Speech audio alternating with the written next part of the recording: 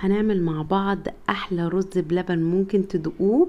تحفه يا جماعه، وسر الوش المكرمش بتاع المحلات. طبعا كلنا بنقعد نقول ازاي الرز بلبن بيبقى بره بوش مكرمش كده وطبقه قشطه حلوه قوي. هقول لكم بقى السر، وكمان هقول لكم ازاي يطلع معاكم كريمي وبيدوب كده في البق من غير ما نضيف له اي نشا خالص ولا خطوات كتير، وهيطلع معاكم احلى رز بلبن. تعالوا بقى نشوف هنعمله ازاي. عندي نص كوبايه من الرز المصري، انا شطفته تحت الميه كده شطفه بسيطه، ما تغسلوش قوي علشان عايزين نستفيد من النشا بتاعته.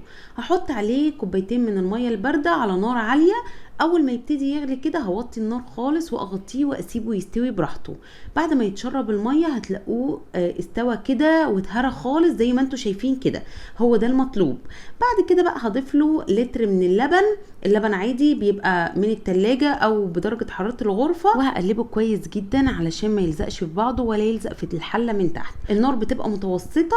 اول ما اللبن يسخن معايا هضيف له نص كوبايه من كريمه الحلويات السايله ومعلقتين كبار من القشطه، ممكن القشطه المعلبه او القشطه بتاعت وش اللبن، في الحالتين هيبقى حلو جدا. هقلبهم مع بعض كويس جدا، واول ما يبتدي اللبن يسخن معايا ويعمل بابلز كده هضيف بقى السكر. انا ضفت نص كوبايه من السكر، وبالنسبه لي بيبقى الحلاوه بتاعته معقوله ومش بيجزع، لكن لو انتوا عايزين تزودوا لحد كوبايه الا ربع او كوبايه من السكر ده حسب ذوقكم. بعد اضافه السكر هقلب فيه على نار متوسطه، ولازم نستمر في التقليب من الوقت للتاني لمده نص ساعه تقريبا. وبعد كده هبتدي بقى قبل ما اقفل عليه خالص هحط معلقه صغيره من الفانيليا وثلاث فصوص من المستكه انا طحناهم مع حبه سكر كده.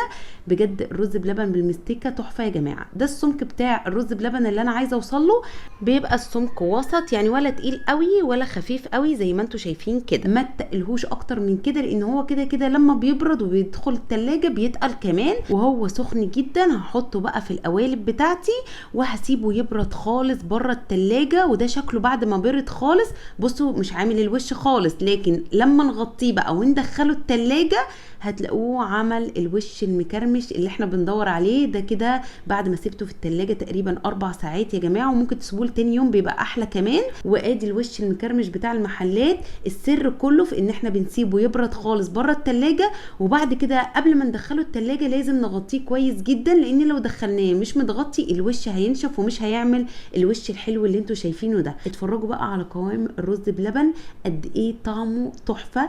طبقة القشطة خطيرة يا جماعة، كريمي جدا وبيدوب في البق، مش متكتل ولازق في بعضه كده، واللبن مناسب جدا مع الرز.